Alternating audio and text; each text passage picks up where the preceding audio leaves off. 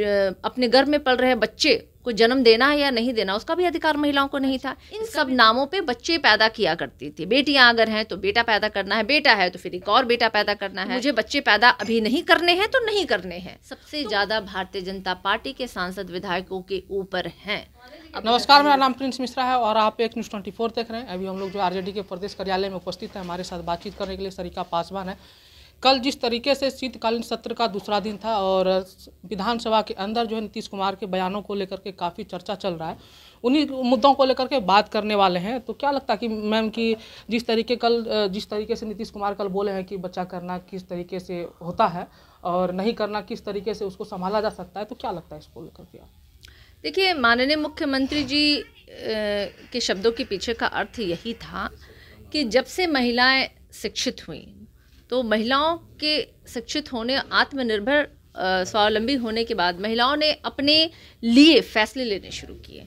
एक ज़माने में जब महिलाओं को अपने शरीर से जुड़े मामलों पे भी अधिकार नहीं था फैसला लेने का, शिक्षा और स्वावलंबी होने के बाद वो उनको अधिकार प्राप्त हुआ। इस संदर्भ में माननीय मुख्यमंत्री जी ने कहा और ये भी अपेक्षा जताई उन्होंने महिलाओं से कि महिलाएं चाहें तो समाज में बड़े बदलाव कर सकती हैं। तो मुझे नहीं लगता है कि माननीय मुख्यमंत्री जी की बातों को कोई और अदरवाइज लेने की आवश्यकता है। इसे इस तरह से लेना मुझे लगता है उचित होगा। एक संदेश दिया उन्होंने, बस मैं तो इसको बहुत साधारण तरीके से मानती हूँ इस बात को। लेकिन जिस तरीके से उनका शब्दावली का चयन था मैम, कहीं ना कहीं उनको शब्दावली को कमर्शियल करके बोलना चाहिए था, क्योंकि सेक्स पे बात करना लोग नहीं चाहता, लेकिन मैं भी कहता हूँ कि सेक्स पे बात करना चाहिए खुल के। लेकिन उनका जो शब्दावली था कहीं ना कहीं जो है कुछ वैसे भावनाओं को ठेस पहुँचा रही थी, जो कि लग रहा था कि कहीं ना कहीं अभद्र भाषा का प्रयोग किया जा रहा है। देखिए, मैरिटल रेप जिसको मैंने इंग्लिश में बोला, अगर आप इसको हिंदी में बोलेंगे तो विवाहित महिलाओं के बलात्कार अपने आप में एक बहुत नेगेटिव वर्ड है। लेकिन जहाँ शादी जुड़ता है शब्द, वहाँ पे लगता है कि ये अधिकार हो गया है पुरुषों को महिलाओं के साथ संबंध बनाने का। लेकिन इसके पीछे भी एक कानून है। महिलाएं अगर उनकी इच्छा नहीं है तो उनके शादीशुदा पुरुष भी अपने पत्नियों के साथ ये संबंध नहीं बना जा सकते, और ये बाकायदा हमारे कानून में है।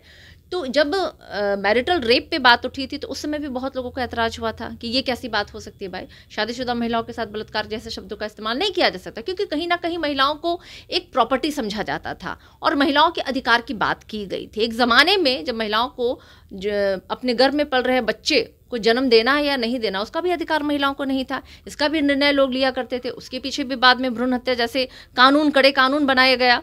आप एक ज़माने में देखिए, महिलाएं जो थी अपने खानदान, अपने फैमिली, अपने समाज, इन सब नामों पे बच्चे पैदा किया करती थी। बेटियां अगर हैं तो बेटा पैदा करना है, बेटा है तो फिर एक और बेटा पैदा करना है, और कब करना है, क्यों नहीं करना है, इसका भी अधिकार नहीं था उनको। तो ये कुरीतियां हमारे समाज में हैं और इन कुरीतियों के बाद ही हमारे समाज में कई कानून भी बनाए गए। तो मुझे लगता है कहीं ना कहीं महिलाएं जब शिक्षा को प्राप्त की, जब महिलाएं इंडिपेंडेंट होने लगी, तो उन्होंने अपने माई बॉडी माई राइट के तहत उन्होंने फैसला लेना शुरू किया। और आज का वो बदला हुआ दौर है, मुझे लगता है कि आज महिलाएं फैसला ले रही हैं शादी के बाद भी कि मुझे बच्चे पैदा अभी नहीं करने हैं तो नहीं करने हैं। तो मुझे लगता है ये बदलाव के विषय में माननीय मुख्यमंत्री जी ने सदन के पटल से बोला। हो सकता है कि शब्दों के चयन में उन्होंने एक बहुत जो कहते हैं लेमैन का शब्दों का उन्होंने इस्तेमाल किया, लेकिन मुझे नहीं लगता उसको अदरवाइज लेने की जरूरत है। इसे पॉजिटिवली लेना चाहिए और उन्हें समाज में कुरीति के साथ साथ महिलाओं की शिक्षा और उनके आत्मनिर्भरता और वुमेन्स एम्पावरमेंट पे मैं तो कहूँगी बात उन्होंने की।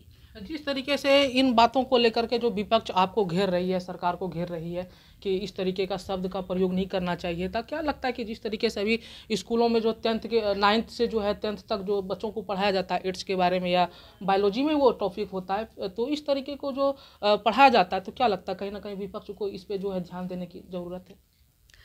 देखिए, विपक्ष को तो निश्चित रूप से ध्यान देने की ज़रूरत है, क्योंकि बीजेपी शासित राज्यों में जितना महिलाओं का शोषण और बलात्कार हुआ है, और मैं आपको एक बहुत कटु सत्य बताना चाहती हूँ आपके इस चैनल के माध्यम से, महिलाओं पे जितने भी सांसद और एमएलए और एमपीज़ ने जो महिलाओं पे बलात्कार और मोलेस्टेशंस की जो केसेस हैं, सबसे ज़्यादा भारतीय जनता पार्टी के सांसद विधायकों के ऊपर हैं। अब इनसे पूछिए, बड़ा उदाहरण है, अभी तो बड़ा उदाहरण है ना भाई, किस तरीके से महिला खिलाड़ियों पे इनके सांसदों के द्वारा मोलेस्ट करने का आरोप, एफआईआर दर्ज है। FIR आप सबको पता है, ऑथराइज डॉक्यूमेंट होता है, माना जाता है उसको। मणिपुर की घटना पूरे देश में नहीं, पूरे हम विश्व में शर्मसार करने वाली घटना थी। तो मुझे लगता है विपक्ष को एक बार इन विषयों पे भी सोचना चाहिए। और अब भाई, अब माननीय मुख्यमंत्री जी ने तो कहा कि अगर मेरे किसी शब्दों के चयन से किसी महिला को ठेस पहुंचा तो मैं उसके लिए क्षमा प्रार्थी। और ये बहुत बड़ा प्रमाण है कि माननीय मुख्यमंत्री जी के नज़र में महिला सशक्तिकरण ही नहीं, महिलाओं के सम्मान को भी वो ध्यान में रखते हैं। और यही कारण है कि उन्होंने निकल के अपने शब्दों के चयन के लिए उन्होंने माफ़ी भी मांगी। लेकिन उसके पीछे जो संदेश था, उन्होंने ये भी कहा कि उसके पीछे मेरा उद्देश्य क्या था, वो महत्वपूर्ण है। इस बातों को लेकर के जो है कल जो है तेजस्वी यादव भी बात कर रहे थे कि जो है ये जो है उस तरीके से नहीं देखना चाहिए था, और लोगों को एजुकेशन के तरफ, एजुकेशन के दृष्टिकोण से उनको देखना चाहिए। तो क्या लगता है कि तेजस्वी यादव नीतीश कुमार का बचाव के लिए ऐसा बयान दिए थे?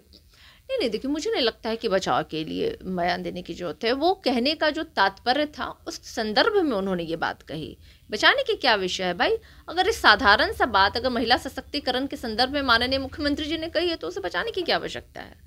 इसलिए हम लोग समर्थन उनकी इस बातों का हम लोगों ने किया।